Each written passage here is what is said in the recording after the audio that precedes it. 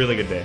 Matter of fact, it was a good weekend. It was a great weekend because of the fact that I finally feel as if the FGC is coming around. So many people are very much stuck to the notion, the concept that we have to move on to PS5 or Xbox Series consoles for tournaments. So many people have that idea in their head that if we don't move on to those consoles or whatever, the FGC is going to get left behind. And I'm of the opinion that if we move on to those consoles, the FGC will get left behind in technology, right? I think the consoles, when it comes to competitive and like tournament standard, are fucking awful. They're archaic. I think that they usually have a pretty bad downside to the upside. I had to drink some coffee.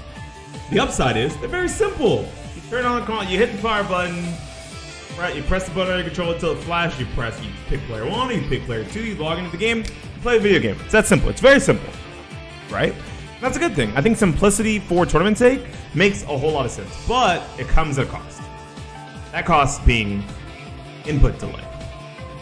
Most of the time, console games have significantly more input delay than their PC ports/counterparts. A huge amount, right? I think that for some games, it's very negligible. What up, Creeper? For some games, it's very negligible. Something along the lines of 1 to 2 frames difference, where PC will have 1 or 1.5, and console will have 3 or 4. Which, in the grand scheme of things, is still more, right? Still more input delay. But there are costs to having a bunch of gaming PCs, right? But in some cases, it's significantly worse than that. Like, if I'm not mistaken, Street Fighter 6 has 1 frame of delay on PC, at least during the beta, right? This isn't guaranteed tested. 1 frame, and the PC and the lag doctors, the frame doctors, figured out that that Xbox Series X has 6 frames of delay for Street Fighter 5 when they were using it on the show floors. 6 frames. The difference between 1 and 6 is 5 frames. That is a huge chasm of difference. And this past weekend, hey, thank you for the resub, Miss Stella, appreciate you.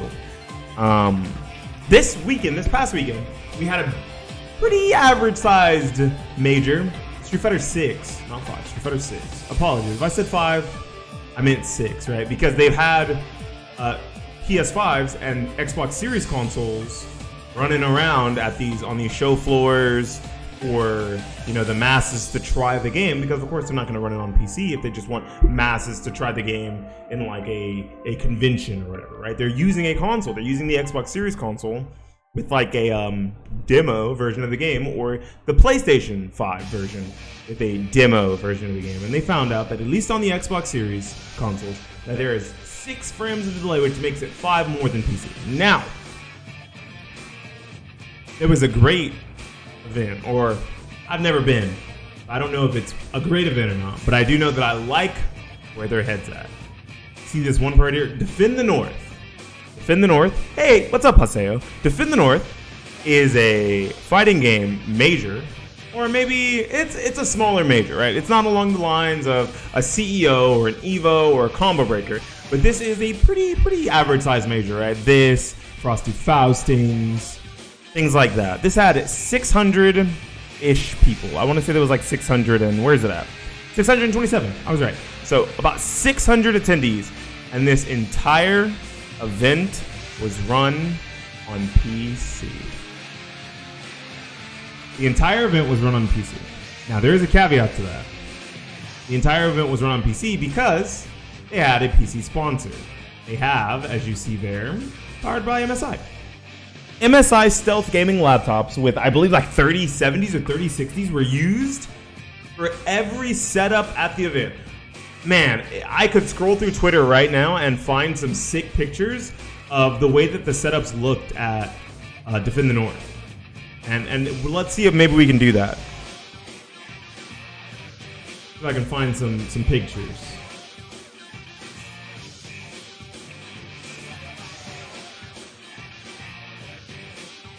Because people were pretty excited, and I was too. I was happy to see that, at least in an official capacity, at something larger than like a local, right? Because I'm going to be real with you guys. I've been pushing for laptops and PCs to be used at locals, right? At a local level at least, because that's pretty simple. I've been bringing mine for the past few weeks, and a few other guys have been bringing their laptops now, and I think that it's pretty good because it allows the game to be consistent, right? It kind of sucks learning the game on one platform if you're a PC player, and then having to adjust to PS4 or Xbox, PS or Xbox, right? When it comes to a tournament situation. Because most of us who take the game seriously enough and have access to a PC play our fighting games on PC, right? Because we don't really want the extra delay. It kind of sucks having that extra delay. It doesn't feel good. Oh, let me see. Trying to find. Let me see. I'm trying to find a picture of one of the setups. I see tons of pictures. Oh, here we go. Perfect. I see tons of pictures, but I'm trying to find pictures. See, here they are. Here we are running the game on this MSI Stealth laptop. That's a chunky boy, right? That's not a small laptop by any means. It's actually, do not plug in. Nice. Yeah, let's see. And there it is, once again, another picture. Another angle. There's pros and cons, right? I want to go over a few of the cons. Because people always have these things to say. I think the easiest points of contention are, A, cost. Gaming PCs / gaming laptops are very fucking expensive for high-level things. And I agree, they are very expensive, but I think,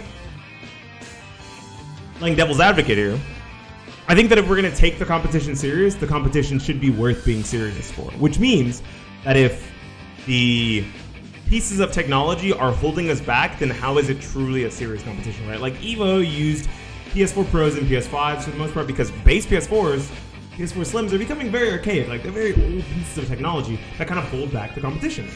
Why not move that next step forward by using gaming PCs or gaming laptops, right? The next point of contention, compatibility.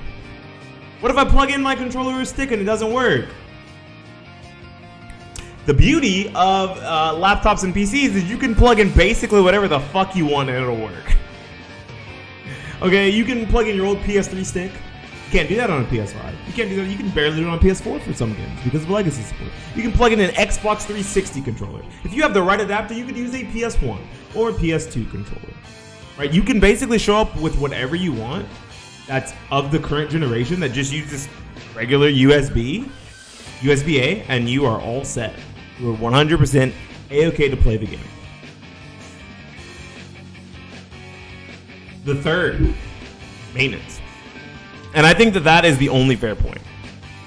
Because maintenance of a PC or laptop that is giving you problems at an event does require a specialist, right? Like if a console goes out, console is $300, throw the console out, get another console, put it back up to the same account that has all the games on it. Boom, there we go. This console is no longer exploding because we got a new one because it was $300, right? Or we were renting these consoles because most of the time from gaming generations, they rent consoles or whatever, right? But when you think about that, we're now in a time, in a generation where the cheaper console is the Xbox Series, which is the Xbox Series S is significantly weaker than the Series X and the PS5. So if we're going to be using Series S's, we're holding back the competition. Right? That's the only way we're going to be able to spend $300 or $400 to play at these majors, right? Like, at least when it comes to renting these devices. PS5 and Xbox Series console aren't cheap either. You could probably get a nice mid-range gaming laptop for about $150 to $200 more than a PS5 or an Xbox Series X. It's not that much of a price difference. When you looked at the differences between a PC and a console during the beginning of the PS4's lifetime, sure, that was pretty big. It was probably a big jump to make, seeing as the launch price of the GPU that would have been sitting inside of something like of a PS4 was like $300. It was like a 78, an AMD HD 7870 or 7850, right? So like $300 to $400 just for the GPU, not including any of the other parts. But with the way that these parts are now manufactured, and with how streamlined PCs have become, and now, especially with the GPU crisis kind of coming to a close, gaming PCs and gaming laptops aren't that much more expensive than the current generation consoles. That makes this one of the worst points of contention. And I think, when you think about it, having an event that's run fully on PCs isn't the worst thing in the world. Now, I think the hardest part about it is finding a company to either A, sponsor the event, or B, able to rent you laptops, Steam Decks, or PCs for said event, right? Like, it's kind of hard to do. Kind of hard to do. But if done right, and if you have a person on the job, or people on the job, that can maintenance and service PCs as they become an issue, less of a deal. Right? It's not something where you have to hire those people. It's not something where you just don't hire them and you hope everything goes well, or you hire them and everything goes well and you wasted money so you never hire them again. Like, you always have to have a person like that or a group of people like that that are PC technicians on hand. On hand at all times. You always need some sort of a troubleshooter for things like that, but it does bring more consistency to the competition. And it brings more compatibility to the competition. The reason why I say consistency and compatibility is because I can grab any of these sticks on this shelf back here, no matter the generation. I got a PS5 stick, I got an Xbox Series X stick, I have PS4 sticks, PS3 sticks, and an Xbox One stick. Okay, I have all manner of things on the shelf, and I can grab, and a PS3 stick. I can grab whatever I want from back there and plug it into a PC, laptop, or Steam Deck, and it will run like it's supposed to.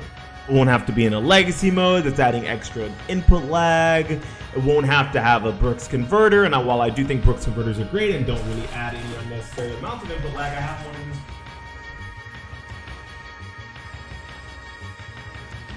Yeah, it's no knock on Brooks. No knock on Brooks, baby. We got a Brooks. We have 2 Brooks converters. We're letting our friend borrow one. Well, I think that, having converters makes it easier. I think that just being able to plug in your device natively without having to worry about potential input lag is great. Especially when you consider all of the other benefits that come along with something like using a Steam Deck, PC, or laptop. Like, when the beginning of the beginning of Guilty Gear Strive, right? We were still using base PS4s and PS4 Pros, right? When that game first came out, and if I'm not mistaken, there was a huge delay on PS4 compared to PC. Or maybe it was PS5. It may have been on that PS5 there was a huge delay.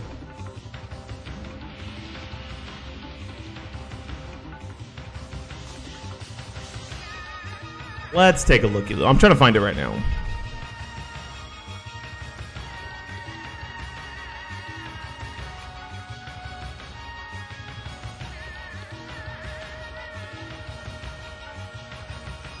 Okay, so after the patch, PS5 is now 2 frames, when before PS5 was about 6 frames of delay. I see it here. I was trying to find it.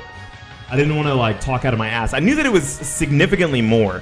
Right, here we go. As for the PS5 version of Arxis' latest fighting game, the next-gen release also saw a significant improvement from its not-so-great average of 5.8 frames. It used to be 5.8, almost 6 frames of delay.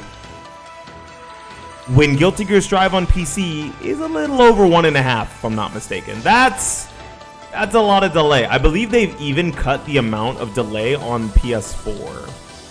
Yeah, on PS4 Pro, it's 4 frames now.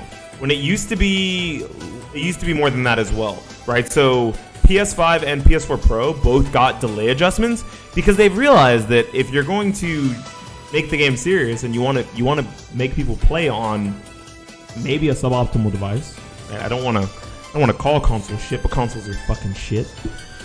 Then what you want to do is you want to make sure that those devices are at least as close to competition ready as possible. Now, or we could just hope that all devs take this bit of advice or this bit of guidance from Arc System Works, because they just said, "Fuck it, we're gonna lower the delay. We're gonna work our best to lower the delay on all of these devices because we want everything to kind of be streamlined." Especially we see why now, because now they're going through a crossplay deal. Now imagine that Street Fighter 6 is going to come out on launch. It's going to have crossplay between PS5, Xbox Series consoles, PS4, and PC. You want to guess which devices are going to have the most input delay? All of the consoles. Probably PS4 and Xbox Series S. Those are probably going to be the worst, right? But they'll all have some number or some amount of extra input frames, extra input delay that PC just won't have. I'm a big fan. I love what Defend the North did here. They got a pretty nice sponsor in MSI. I personally have an HP gaming laptop. I know HP is like a joke or whatever. I have an HP gaming laptop and an HP gaming desktop. I'm not like, give me super high power thing. Like, I just want something mid-range, and they work for me. And they work at my locals because I've been taking my laptop to locals, and it's been lovely. It's been going swimmingly. And you know what? That's with mid-range hardware. Imagine these higher-end laptops, these 3070 laptops, these 3080 Ti laptops, being provided by MSI, the MSI Stealth laptops, providing them events constantly, right? Having a sponsor or having some sort of a gaming generations laptop or Steam Deck or PC printing service. Not only would it up the competition and the consistency and the compatibility, it would push the FGC forward in a time where we need it the most. We're having all these sick fighting games come out, and I would hate for all these sick fighting games, the KOFs, the Street Fighter 6s, the Tekken 8s, the Guilty Gear Strives, the DNF Duels. Man, I wish people like DNF Duel. These games that are coming out to be held back by having to be played on console at tournaments. Anyways, if you like the talk segment, it's been a long time since we've had like a talk segment sort of thing on the YouTube channel. I just haven't had much to talk about. I've been rumbling it out. You know, I'm not going to say that I'm no longer a fighting game streamer because I do still love fighting games. The shelf is going to stay here for the entirety of me streaming. It may add some new sticks next year, wink wink, but I'm still a fighting game guy. I keep up with fighting game news. I still play fighting games off stream every now and then. But Rumbleverse has me hooked. Fighting game battle royale, you got me in. Anyways, this has been Beanie Thuggish for the YouTubes. If you liked the video, like the video. If you enjoy the talk segment and the kinds of content that I try to bring to the channel, hopefully more frequently, subscribe and come by the stream and watch me rage out on Rumbleverse. We'll see you guys next time. Peace.